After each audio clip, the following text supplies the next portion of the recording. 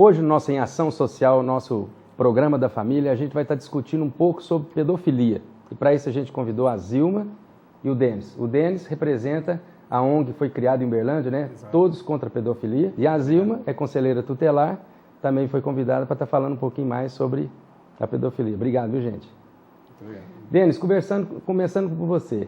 A questão da pedofilia hoje, a gente sabe que é algo que está na mídia, muita gente tem falado, existe articulações de tudo quanto é lado, político, né, poder executivo, sociedade civil, enfim, combatendo esse mal da nossa sociedade. E hoje você representa essa ONG. Por que você se interessou a ser um dos representantes dessa ONG? E como surgiu, né, o nascimento dessa ONG Uberlândia contra a pedofilia? A Associação Amigos da Missão Infantil, uma ONG, né, uma OCIP, e ela nasceu, o interesse do projeto Uberlândia contra a pedofilia nasceu um pouco do interesse das pessoas que estavam envolvidas na criação da associação, na pessoa da Mara, na pessoa do Eduardo, e depois, logo após eu entrei na associação, um pouco, que eu chamo um pouco assim de um certo chamado, de ter sido tocado assim, enxergando como uma missão, está atuando na área de pedofilia, particularmente, mas todos nós fomos inspirados pelo projeto anterior do senador Magno Malta, que é o titular, o organizador do projeto Todos contra a Pedofilia. Em uma das suas várias apresentações, ele conclamou a sociedade inteira como um todo para que se uníssemos, fossem unidos forças junto ao projeto dele, Todos contra a Pedofilia, né?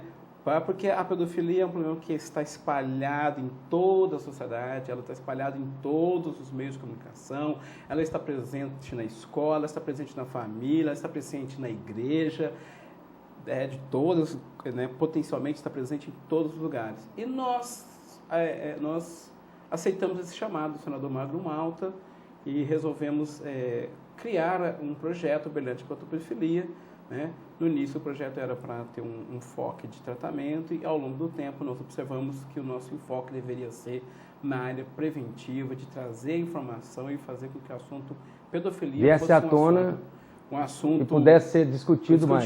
Que tivesse na mesa de boteco, o sujeitinho estivesse na mesa do boteco, estivesse falando, alguém falando, existe esse problema, a pedofilia existe. Ou se que estivesse no lar, ou que estivesse na igreja, ou que estivesse na escola, para que a pedofilia fosse discutida. Esse é o nosso grande propósito. Zilma, para as pessoas que estão nos assistindo e esse bate-papo nosso, explica mais o que de fato consiste ser a pedofilia. A pedofilia é a perversão sexual contra crianças ou pré-púberes. Aquela criança que está entrando na puberdade. Então, quando acontece de um adulto ou um adolescente abusar dessa criança ou desse pré-púbere, é considerado pedófilo. É assim que então, um adolescente, por exemplo, de 16 anos, que abusa de uma criança sexualmente, é considerado um pedófilo? Segundo a Organização Mundial da Saúde, adolescentes na faixa de 16 a 17 anos que abusa de uma criança na diferença de idade de 5 anos é considerado pedófilo. Existem algumas atividades, algumas organizações pró, né, pedofilia, que tratam a pedofilia como se fosse, na verdade, um modo de vida, né? Ou uma decisão da pessoa. E que opção, né? Uma opção. Estão até defendendo isso. Né? Ao seu ver, segundo até a Organização Mundial de Saúde, a pedofilia é um distúrbio, né? Inclusive, através da psicanálise, é um desvio, né? Então, é um desvio de caráter. É um desvio de caráter. Tem discutido também a questão de serem filhos de doentes mentais. Tem sido feito trabalhos através de tomografias e eles têm encontrado uma diferença quando colocam pedófilos, pessoas que abusaram de criança. Então, eles fazem a distinção de pedófilo e não pedófilo através eu não me lembro se são placas brancas encontradas no cérebro que diferenciam o pedófilo do não pedófilo. Mas todos eles já abusaram, já foram estupradores, já abusaram de que eles estão presos, né, cumprindo penas. Então, eu acredito que realmente é um desvio de personalidade, né, que a gente acaba chegando nessa conclusão, e que é uma doença que precisa ser tratada, Me parece, outro dia eu estava lendo, foi no Google, que estava dizendo que o pedófilo, duas características muito fortes nele, é ele ser uma pessoa antissocial e ele ter uma baixa autoestima. Então, é uma característica bem forte num pedófilo. Eu estava lendo uma estatística de que o Brasil hoje estava em 4º lugar com relação a todo acesso a essa questão de mídia, filmes, enfim, com relação à pedofilia. Você acredita que esses números estão crescendo, que hoje dizem, parece que movimentam 10 bilhões de dólares em termos de filmagens, fotos? Você acredita que esse número ele aumentou ou, na verdade, o que a sociedade está vivendo, essa comunicação tão extensa, essa globalização, e os problemas, na verdade, estão vindo à tona agora? Ou você acha que isso, na verdade, é uma crescente? Estão crescendo ou antigamente tinham poucos casos? Assim, a pedofilia é uma coisa que já existia, isso é curioso, é um fato, né? E o que muda pode ter mudado também um pouco a percepção. Há uma questão cultural, há uma percepção, a pedofilia ela não é recente, a gente viu um caso mais recente da confissão e da denúncia de um padre na Irlanda que teria abusado sexualmente de torno de 225 crianças desde a década de 40 até hoje.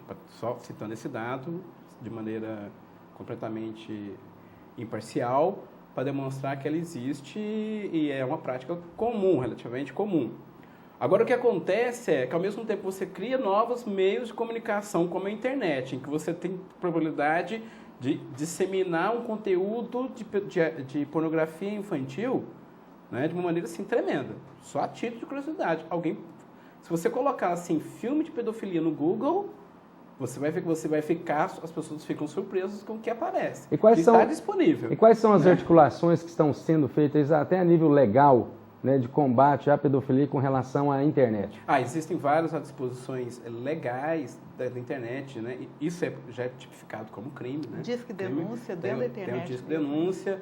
Uma coisa que eu quero, assim, um dos nossos projetos juntos, a gente tem que fazer um trabalho junto com o Conselho Tutelar de todos os países, que é um projeto semelhante que tem na Inglaterra, que é o Child Online, onde a criança ela pode denunciar, porque hoje o Disque 100 fica um pouco na mão do adulto, a criança não denuncia, quer dizer, é uma situação mais complicada, né? Mas a Receita Federal tem um trabalho muito forte na questão do combate à pornografia infantil via internet, né? Existem os próprios muitos provedores já têm suas políticas internas para rastrear conteúdo de pornografia infantil. As redes sociais, de maneira geral, o Google, o Orkut, Facebook, Twitter, todos eles já têm umas políticas internas, né, de combate. Mas sempre existem medidas de evasiva. O homem é muito criativo em se criar uma lei e se criar novos mecanismos de burlar essa lei. Então, tem que estar sempre atento, né? Então, o que acontece, na verdade, há uma grande expansão dos mecanismos, das possibilidades de você expandir pornografia infantil e acesso à pedofilia e abuso sexual na internet, por exemplo, e outros meios. Mas, ao mesmo tempo, daí o nosso trabalho também é de divulgar, de falar, de mostrar que o problema existe, fazer com que as pessoas estejam mais conscientes. E antes também a censura não permitia, né, que fosse divulgado, comentado. E hoje então, a censura é aberta, dá mais condição das pessoas denunciarem, da própria criança, né, procurar ajuda. Nós estamos em ação social falando um pouquinho sobre esse mal que percorre a nossa sociedade chamado pedofilia. E no segundo bloco a gente vai falar um pouquinho mais sobre essa questão do valor da família, o que Jesus disse com relação à vida da criança e os valores que a gente tem que empreender na vida desses pequeninos que são protegidos pelo Senhor. Então, não perca.